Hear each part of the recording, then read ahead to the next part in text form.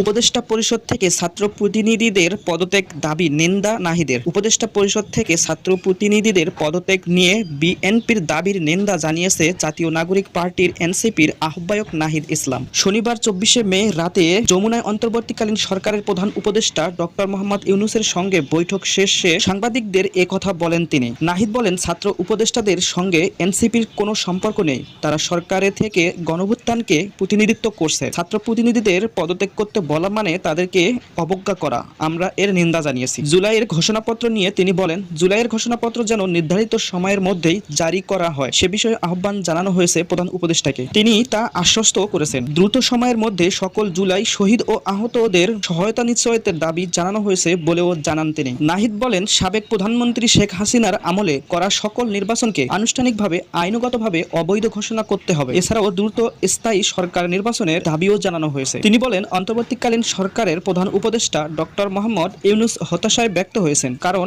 অনেকেই জুলাইয়ের আন্দোলনের প্রতিশ্রুতি থেকে অনেক পক্ষ সরিয়ে এসেছে এবং চাপ প্রয়োগ করে দাবি আদায় করতে চাচ্ছেন। ফলে ডক্টর ইউনূস অস্বস্তিতে আছেন, কাজ করতে পারছেন না।